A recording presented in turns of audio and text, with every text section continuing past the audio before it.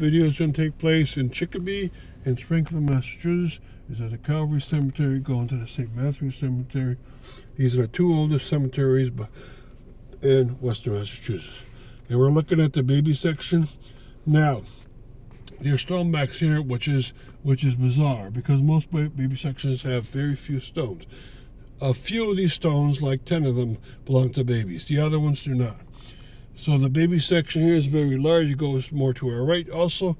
It's hundreds of babies here because it's such an old cemetery, and it included burials from the orphanages and the Foundland Hospital and the hospitals, including Mercy Hospital and Providence Hospital. They would have been buried here. This is an enormous baby section. Any stone here that's not with a baby, it has been moved here. The adults are not buried here. So the baby section is a lot larger than it seems.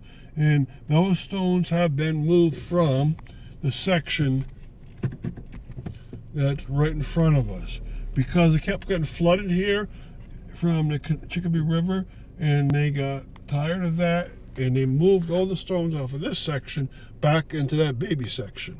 And they made this section, since the barrels are 6 feet down and they're poppers, they were never paid for. They were made by the churches, and thus diocese still owns the top of these, and they made them into cremation urns. So there's cremations above burials. A very unique way of doing it, and very legal, because the owners never owned them. The burials there are not owned by the families. So the baby section and the pauper section is back here, and the stones are all grouped together for a bizarre reason. Okay, now the modern sections are back here too, and what we're going to do in this trip is go through a great part of the Calvary Cemetery, and then a small portion we're going to head towards St. Matthew, which is a locked cemetery. So this section here is also part of the Potter's Field. It's very old also, and this section seems to have more stones, but not really, because all the stones and the other section were put in the back and they had no stones left. This section, if it moved its stones, wouldn't be that much either. And so why is the Potter's Field so enormous here? Because this was the diocesan cemetery where any death inside of hospital, orphanages, old age homes, so forth, that happened from 1851 until the 1930s were put in here from all over Western Massachusetts. So they have an enormous Potter's Field here, enormous baby section. All right. Now this has been used by a lot of Catholic churches. It's mostly been used by the Holy Name of Jesus Church in Chicopee, but it's also been used by other parishes. It has some very beautiful gravestones around.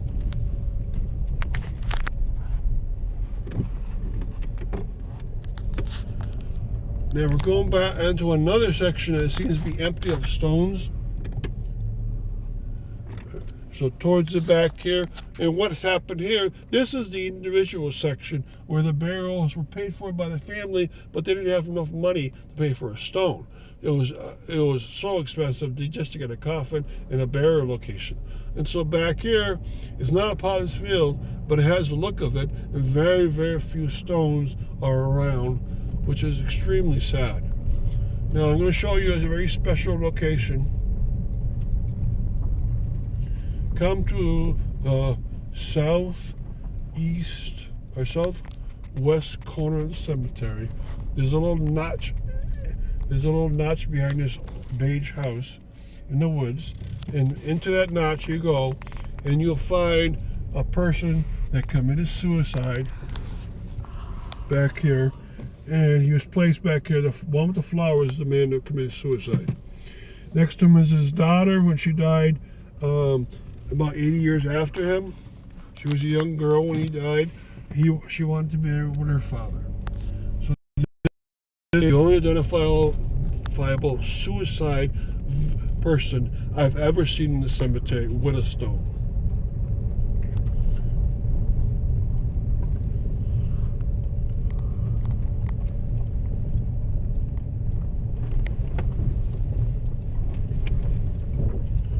Sorry, this outer road is very bumpy.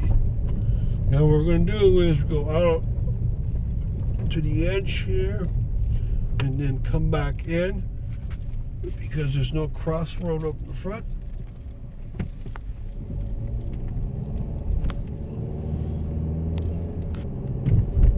And the reason why is I want to show you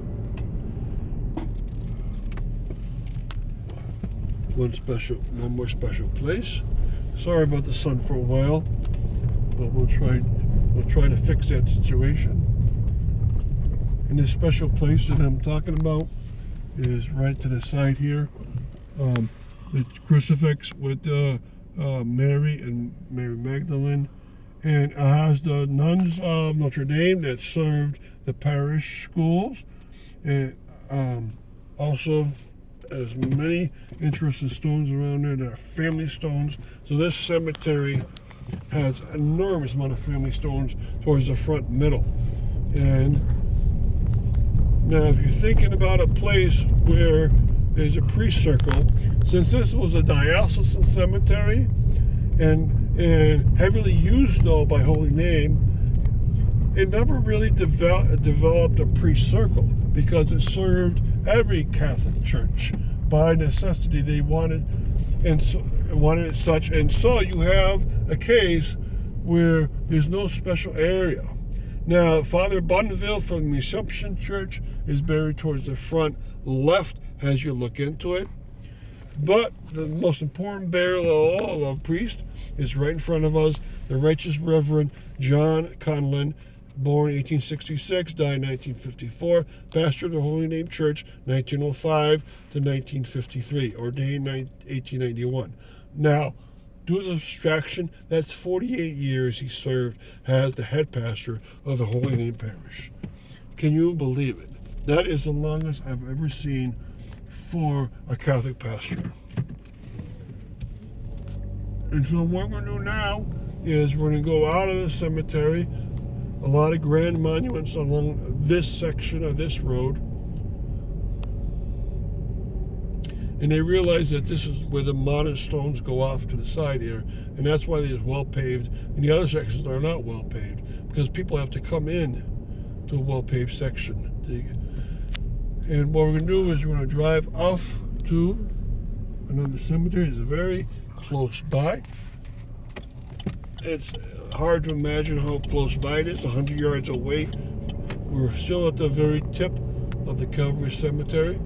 The wrought iron gate finally ends at the stop sign. And from here, watch how close the next cemetery is.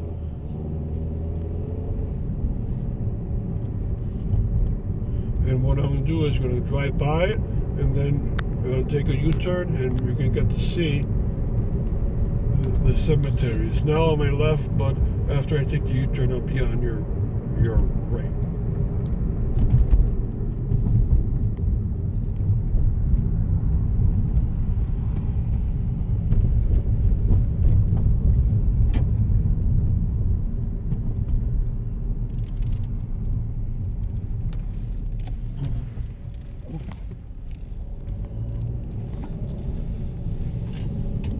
Okay, so watch on your right hand side. This is the only Catholic cemetery, and within 100 miles, it was made in 1845 for all the poor people that come to Chicopee, Holyoke, and Springfield. It's called the St. Matthew's Cemetery. It's a locked cemetery, so I can't get you in there, but it's a very important cemetery in the history. They don't make a big deal of it because very few survivors are left, or very few relatives are left for those families. But it's a great experience to go there. So thank you very much.